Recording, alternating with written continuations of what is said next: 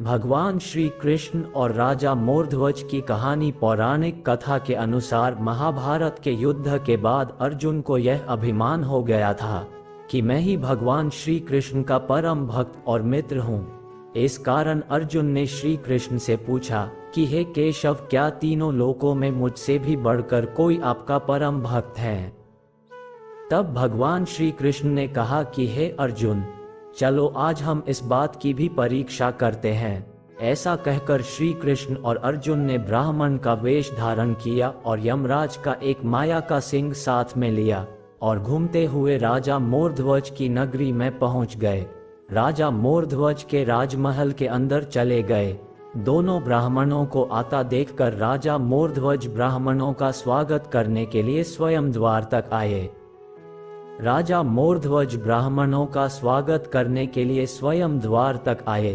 राजा मोरध्वज ने दोनों ब्राह्मणों को प्रणाम किया और उन तीनों को बड़े ही आदर के साथ अपने महल के अंदर ले गए। राजा मोरध्वज हाथ जोड़कर प्रार्थना करने लगे कि हे ब्राह्मण देवताओं, अहोभाग्य मेरा जो मेरे द्वार पर आप पधारे। अब आप कृपा करके मुझे बताइए कि मैं आपकी क्या सेवा कर सकता हूँ। तब भगवान श्री कृष्ण ने कहा कि हे राजन, हम बहुत दिनों से भूखे हैं, अतः हम भोजन करना चाहते हैं, लेकिन हमारी एक शर्त है कि हम भोजन जब करेंगे जब आप हमारे साथ जो ये सिंह है इसके भोजन की व्यवस्था भी आप स्वयं करेंगे। तब राजा मोरध्वज बोले कि हे ब्राह्मण देवताओं, मैं आपके सिंह की भी समुचित भोजन की व्यवस्था कर दूंगा। इसके लिए पशु के मांस की व्यवस्था करता हूँ। तब भगवान श्री कृष्ण बोले, राजन, यह कोई साधारण सिंह नहीं है, ये मानव का मांस खाता है। इसलिए अगर आप हमें भोजन करवाना चाहते हो तो इसके लिए प्रसन्न होकर अपने हाथों से दोनों पति और पत्नी मिलकर तुम्हारे पुत्र ताम्रध्वज को आरी से चीरकर हमारे सिंह को डालना होगा। और हाँ, ध्यान रखना होगा कि इसके लिए तुम्हारे मन में किसी भी प्रकार का कोई शौक नहीं होना चाहिए और ना ही दोनों की आंखों में से एक भी आंसू नहीं आना चाहिए। अगर दोनों राजा रानी में से किसी ने भी एक भी आंसू बहाया तो हम बिना भोजन करें तुम्हारे द्वार से चले जाएंगे। तब राजा मोरध्वज हाथ जोड़कर कहने लगे, हे ब्राह्मण देवता, मुझे आपकी शर्त मंजूर है। मैं और मेरी रानी पद्मावती दोनों अपने पुत्र को चीरकर तुम्हारे सिंह को डालेंगे, लेकिन आपको हमारे द्वार से बिना भोजन किए नहीं लौटने देंगे। तब राजा ने अपनी पत्नी पद्मावती को सारी बात कह सुनाई और उसी समय उनका 13 वर्ष का पुत्र ताम्रध्वज भी वहां आ गया।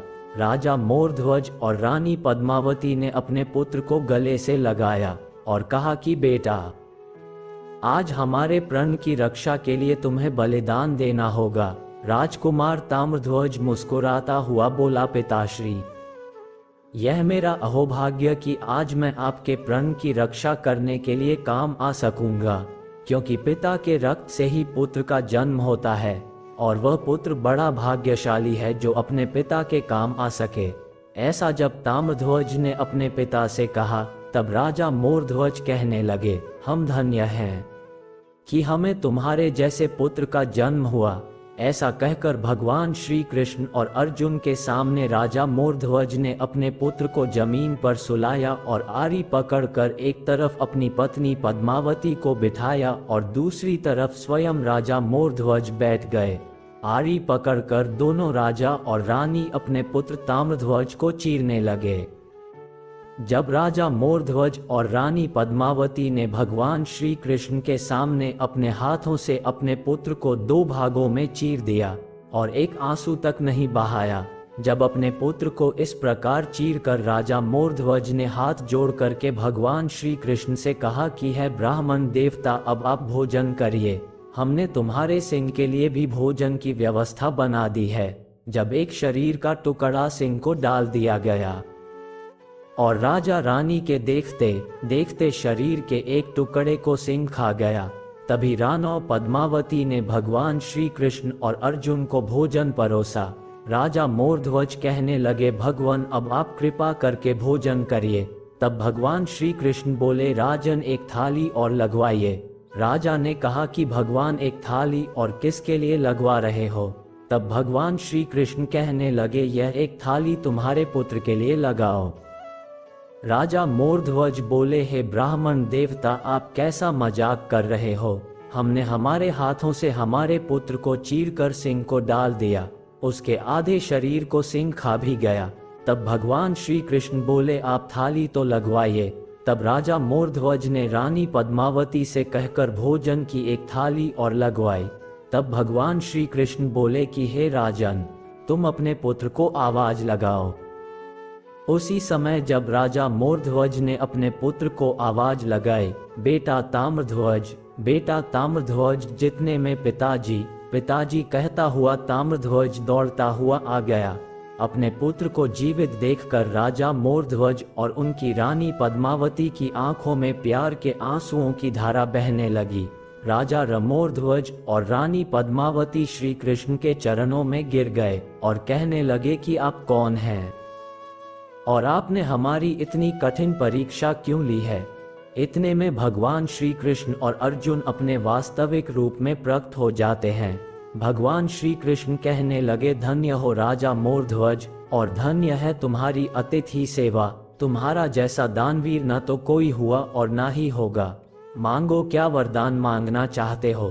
तब भगवान श्री कृष्ण से राजा मोरध्वज कहने लगे, भगवान, अगर आप मुझे वरदान देना चाहते हो तो यह वरदान दीजिए कि इसी प्रकार से मैं अपने कर्तव्य पथ पर कभी भी ना डगमगाऊं और आपकी कृपा मुझ पर सदैव बनी रहे। भगवान श्री कृष्ण ने मोरध्वज को आशीर्वाद देकर कहा, ऐसा ही होगा। इसके बाद राजा मोरध्वज कहने लगे कि हे भगवान, अब आपसे मेरी एक विनती है। मेरी तो आपने ऐसी कठोर परीक्षा ले ली, लेकिन भविष्य में कभी ऐसी कठोर परीक्षा किसी की भी मत लेना, क्योंकि अगर आपने इतनी कठोर परीक्षा किसी की ली तो लोगों के मन से ईश्वर की आस्था ही समाप्त हो जाएगी। इस प्रकार भगवान श्री कृष्ण राजा मोरध्वज, रानी पद्मावती और ताम्रध्वज को आशीर्वाद देकर लौट जाते हैं। तब अर्जुन भगवान श्री कृष्ण के चरणों में गिरकर कहने लगा, भगवान, धन्य हैं आप और धन्य हैं आपके भक्त। मैं तो आपके भक्तों में मात्र एक तुच्छ भक्त हूँ, जिसमें मैंने इतना अभिमान कर लिया था कि मैं ही आपका सर्वोत्तम भक्त हूँ।